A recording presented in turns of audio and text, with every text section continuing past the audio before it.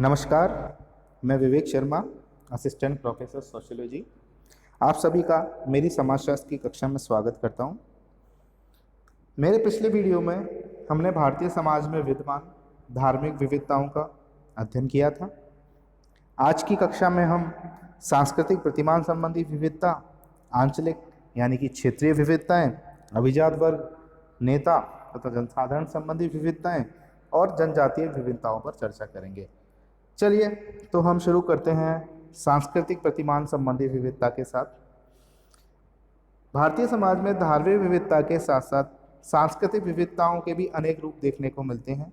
यहाँ हजारों वर्षों से विभिन्न प्रजातियों के लोग एक साथ रहते हैं।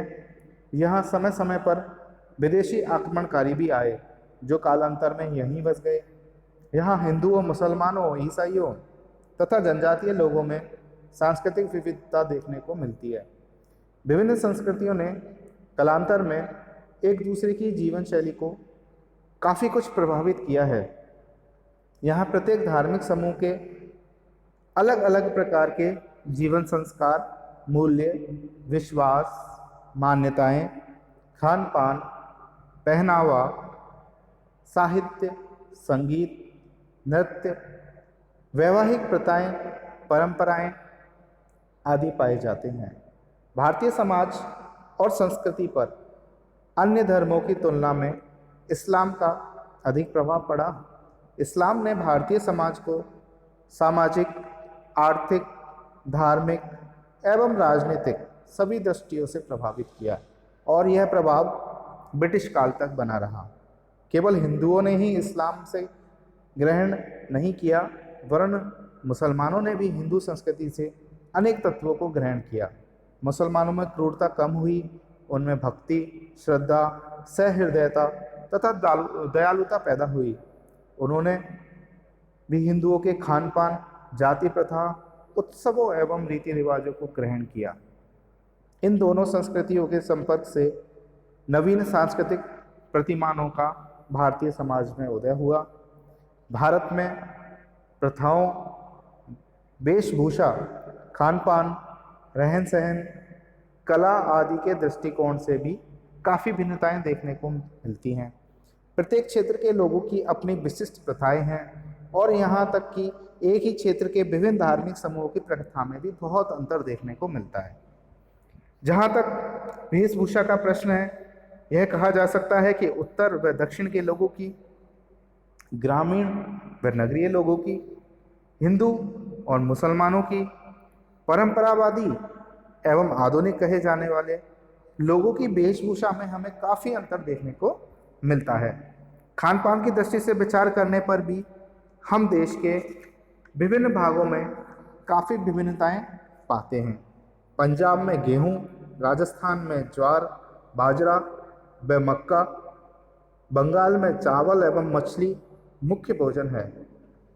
पंजाब में सलवार एवं कुर्ता, राजस्थान में धोती, कुर्ता एवं साफा, बंगाल में धोती, कुर्ता, दक्षिण में लुंगी और कुर्ता का अधिक प्रचलन है। इसी प्रकार स्त्रियों के पहनावे में भी हमको भिन्नता देखने को मिलती है। यहाँ कुछ जातियाँ एवं धार्मिक समूह शाकाहारी हैं तो कुछ मांसाहारी। आजकल तो एक ही जाति एवं धर्म के लोगों में खान पान संबंधी काफ़ी अंतर पाए जाते हैं। अब तो बहुत से लोग खान पान संबंधी किसी निषेध में विश्वास ही नहीं करते, भोजन के पौष्टिक तत्वों की ओर ध्यान देने लगे हैं। देश के विभिन्न भागों में विभिन्न प्रकार के खाद्य पदार्थों के उत्पन्न होने से भिन्न भिन्न क्षेत्रों में खान पान के अलग अलग तरीके पाए जाते हैं। विभिन्न क्षेत्रों में कला, संगीत व नृत्य की दृष्टि से भी भिन्नता देखने को मिलती है।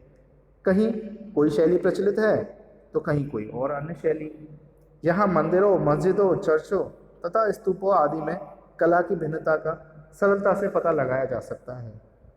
यही बात संगीत व नृत्य के संबंध में भी सही है। पंजाब में लोहड़ी एवं भांगड़ा, राजस्थान में घूमर, गुजरात में गरबा एवं दक्षिण में भरतनाट्यम नृत्यों की प्रधानता है। इसी प्रकार से विभिन्न प्रांतों के त्योहारों एवं उत्सवों में भी भिन्नता पाई जाती है। स्थानीय देवताओं में भी भिन्नता देखने को मिलती है। विभिन्न भागों के लोगों के विश्वासों, नैतिकता संबंधी धारणा तथा वैवाहिक एवं अन्य निषेधों में भी काफ़ी भिन्नता पाई जाती है। यहाँ एक विवाह, बहुपति विवाह एवं बहुपति विवाह को मानने वाले लोग यहाँ रहते हैं। यहाँ जाति अंतर्विवाह, गोत्र बहिर्विवाह तथा अनुलोम व प्रतिलोम विवाहों का भी प्रचलन देखने को मिलता है। मुसलमानों में कुछ अति निकट के रिश्तेदारों को छोड़कर शेष में वैवाहिक संबंध मान्य हैं। कहीं हमें पितृसत्तात्मक तो कहीं मातृसत्तात्मक परिवार व्यवस्था देखने को मिलती है। कहीं नाभिक परिवार हैं तो कहीं संयुक्त परिवार। इसके अतिरिक्त विभिन्न समूहों की पूजा पद्धति, धार्मिक विश्वास, व्यवहार प्रतिमान एवं कर्मकांडों में भी अंतर पाए जाते हैं। विभिन्न धर्मों के लोगों के तीर्थ स्थान भी भिन्न भिन्न हैं। लोग आध्यात्मिक लाभ प्राप्त करने के लिए पवित्र धार्मिक स्थलों की समय समय पर यात्रा करते हैं। अब हम आंचलिक या जिसे हम क्षेत्रीय विविधता भी कहते हैं, इसका हम अध्ययन करेंगे। भारत एक विशाल देश है जिसमें विभिन्नताओं के कारण प्रत्येक क्षेत्र में समान आधार पर समाज व्यवस्था का निर्मित होना साधारणतः संभव नहीं हो पाता। यहाँ उत्तर और दक्षिण तथा पूर्व और पश्चिम के बीच हजारों मीलों का फासला है। यहाँ उत्तर में पहाड़ है तो दक्षिण में समुद्र तट, पश्चिम में भी एक और गंगा यमुना का उपजाऊ मैदान है तो दूसरी ओर पहाड़ी, पठारी एवं जंगली प्रदेश भी है, जहाँ लोगों को अपनी आजीविका कमाने के लिए कठिन परिश्रम करना पड़ता है। यहाँ क्षेत्रीय विभिन्नताएं इतनी अधिक हैं कि कहीं कहीं तो अनेक समूह आज भी आदिम व्यवस्था में अभाव में जीवन व्यतीत कर रहे हैं और कहीं आधुनिक अवस्था में विलासितापूर्ण जीवन जी रहे हैं।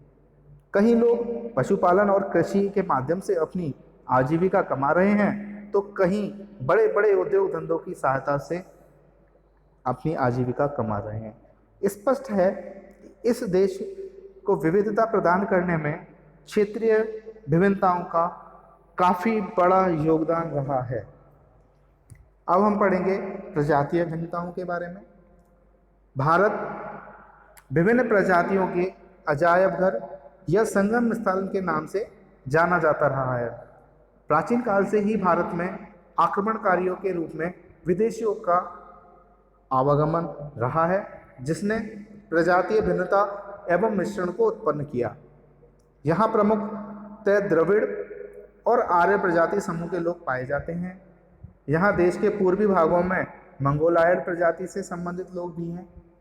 यहाँ समय समय पर अनेक प्रजातीय समूह जैसे सीथियंस, ग्रीक, शक, हूण, कुषाण, यवन आदि आक्रमणकारियों के रूप में आए और धीरे धीरे भारतीय समाज का ही अभिन्न अंग बन गए। यहाँ प्रजातीय मिश्रण भी काफ़ी हुआ है। यहाँ की जनसंख्या में कॉकेशायड, मंगोलायड तथा निग्रोइड प्रजाति समूह के शारीरिक लक्षण पाए जाते हैं। यही कारण है कि यहाँ काले, गोरे और पीत यानी कि पीले रंग के लोग भी देखने को मिलते हैं। यहाँ कुछ लोग कॉकेशायड प्रजाति के गोरे लोगों की तरह सुंदर हैं तो कुछ लोग निग्रो प्रजाति के तत्वों की प्रधानता के कारण काले व घुंघराले बाल वाले भी हैं। पहाड़ी प्रदेशों के निवासियों में मंगोल प्रजाति से संबंधित शारीरिक विशेषताओं की प्रधानता देखने को मिलती है।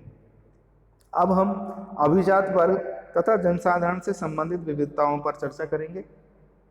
इस देश पे संख्यात्मक दृष्टि से नेता या अभिजात वर्ग की तुलना में जनसाधारण का अनुपात अन्य विकसित देशों की तुलना में काफ़ी ऊंचा है। गुणात्मक दृष्टि से जनसाधारण और अभिजात वर्ग के बीच बहुत बड़ी खाई है। यहाँ करीब 65.38% लोग ही शिक्षित हैं और उच्च शिक्षा प्राप्त करने वाले लोगों की संख्या तो बहुत ही सीमित है।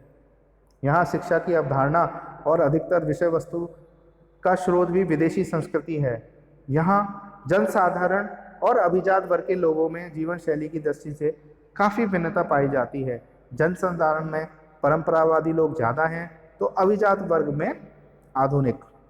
यहाँ तक कि आधुनिक कहे जाने वाले लोगों में भी परंपरा और आधुनिकता दोनों का ही प्रभाव विभिन्न अंशों में विभिन्न अवसरों पर देखा जा सकता है। यहाँ जनसाधारण और अभिजात वर्ग के बीच संचार भी कम ही पाया जाता है। इस दृष्टि से भारतीय समाज में हमको विविधता देखने को मिलती है। अब हम पढ़ेंगे जनजातीय विभिन्नता। जनजातीय दृष्टि से भी भारत में अनेक भिन्नताएं पाई जाती हैं। इस देश में 6.78 करोड़ से भी अधिक जनजातीय लोग निवास करते हैं। प्रत्येक जनजाति समूह की अपनी विशिष्ट संस्कृति एवं जीवन पद्धति है। कुछ जनजातियां अब भी अपने विकास की आदिम अवस्था में हैं, तो कुछ काफ़ी मात्रा में सभ्य हो चुकी हैं और आधुनिक ढंग का जीवन भी जी रही हैं। जनसंख्या की दृष्टि से मध्य प्रदेश में सर्वाधिक जनजातीय लोग निवास करते हैं। इसके बाद उड़ीसा, बिहार, गुजरात, राजस्थान, महाराष्ट्र, आंध्र प्रदेश एवं असम आदि राज्यों में रहते हैं। शेष प्रांतों में भी इनकी जनसंख्या बहुत कम है। दक्षिणी भारत की कदार, मालापात्रम, पलियान एवं पनियान शिकार एवं फल फूल संकलन कर अपना जीवन व्यतीत करती है, तो नीलगिरी की पहाड़ियों पर रहने वाली टोडा एवं हिमाचल के गुज्जर पशुपालक हैं। उत्तर पूर्वी एवं मध्य भारत की जनजातियां कृषि करती हैं, तो बंगाल, बिहार, असम एवं उड़ीसा की जनजातियां खानों, कारखानों एवं चाय बागानों में काम करती हैं। विभिन्न जनजातियों के खानपान, परिवार, विवाह एवं नातेदारी व्यवस्था में भी अनेक भिन्नताएं पाई जाती हैं। इन सभी विवेचनों से स्पष्ट है कि भारतीय समाज में काफ़ी विविधता पाई जाती है।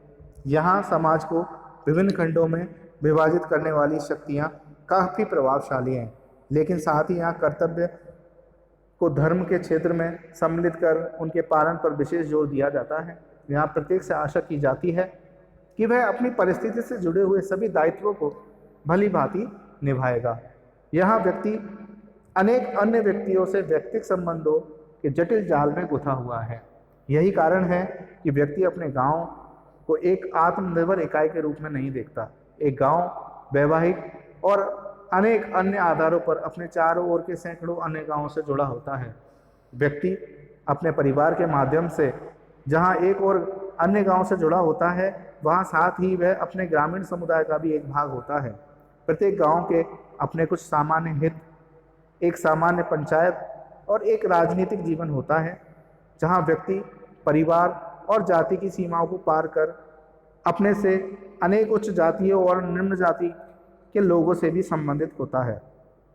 बहुत से लेखकों ने बताया है कि व्यवसाय द्वारा एकीकृत बंद समाज में, जैसे भारतीय समाज में, विभिन्न व्यक्ति विभिन्न प्रकार के संबंधों के कारण एक दूसरे से संबंधित रहते हैं।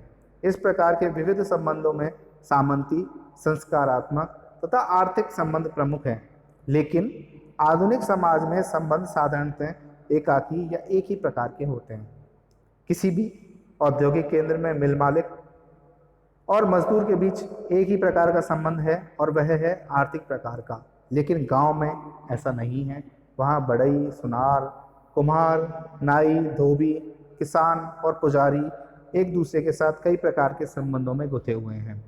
संबंधों की इस विविधता तथा अन्य समुदायों के प्रति जागरूकता ने ही भारत में विभिन्नता में एकता के विचार को पनपाया। उपयुक्त सभी विभिन्नताओं के बावजूद भारत के विभिन्न भागों में एक दूसरे के साथ निकट संबंध है। उसी प्रकार का संबंध, जिस प्रकार का संबंध शरीर और उसके विभिन्न भागों में पाया जाता है।